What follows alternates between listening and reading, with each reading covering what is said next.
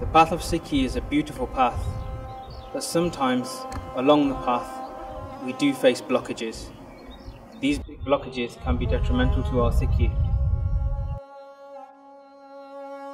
Some of the signs that spiritual weakness has crept in are things such as Amrit Vela, missing your Amrit Vela, not having the desire to wake up early in the morning and jap Naam, also losing Ras in Naam and Bani. So it might be that previously when japping Naam or listening to Kirtan, you used to get Ras from it, but now you've lost that Ras. Also not wanting to go into Sangat. This is obviously a spiritual weakness that has crept in. Also things like Vikars becoming stronger than before, so bad habits creeping in. These sort of things, they all are small things, but they build a bigger picture. These are all blockages on the path.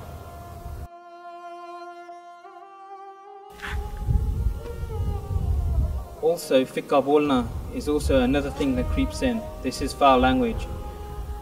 Many youth nowadays, they think it's okay to swear or be disrespectful, whether it's to their parents, to each other, or even just in jest sometimes. They think it's okay, but this is not right. This is not the Guru's path. You should use your tongue and your words very wisely. They should be used for Gurmat and Naam.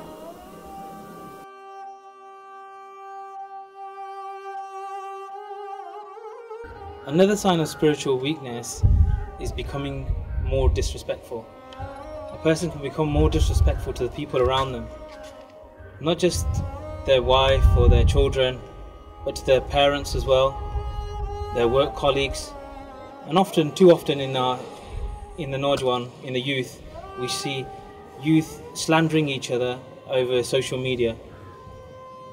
Each day a Gursikh should reflect on their own Jeevan. Reflect on your own Avgun, not other people's Avgun. Look at your bad points and see how far you have got to go on the spiritual path.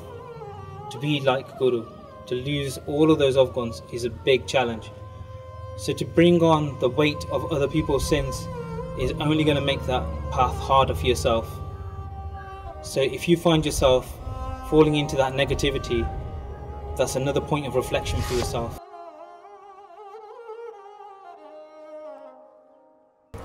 Another sign of spiritual weakness is when we start feeling that Guru Jee is not with us. A Guru Sikh should always feel that Guru is angsang. When we believe that Guru Jee is angsang with us, we are less likely to make mistakes. We will always think twice.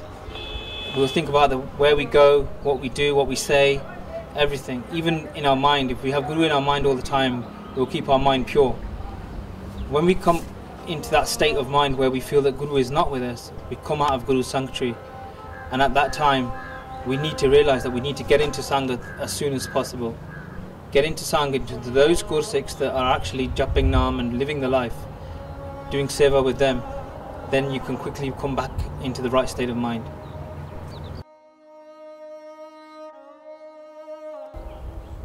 Sometimes a person can feel like that they don't want to go into Sangat. A Gursikh should always want to go into Sangat, because Guru Jee says that he himself resides within the Sangat. You can also sometimes feel like you don't want to do seva, because your mind becomes hard, your chitta becomes hard. These are all signs of spiritual weakness. If your mind becomes like this, you should always go into Sangat and serve the Gursikhs. When you're in this state of mind, often you can feel like you're very low, like I'm nothing and I'm never going to achieve anything. But these are the times when it's best to go and serve the Sangat. It's inevitable when you're walking on the Guru's path that you're going to go through ups and downs. Very few will find that their Jeevan is totally stable and they go straight into Charrdhee Kala. Anybody that's come other than the Guru is open to making mistakes. It doesn't matter how high you are spiritually, at any one point you can fall. Whether you keep Babek, you're keeping Amrit Vela, doesn't matter, anyone is open to this. So if you are feeling down, there are some things that you can do to help yourself come back up.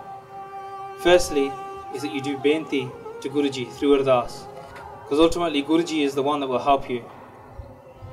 Secondly is going into Sangat Sangat of those Gursikhs that are spiritually elevated, the ones that are keeping Rahat and have good Jivan.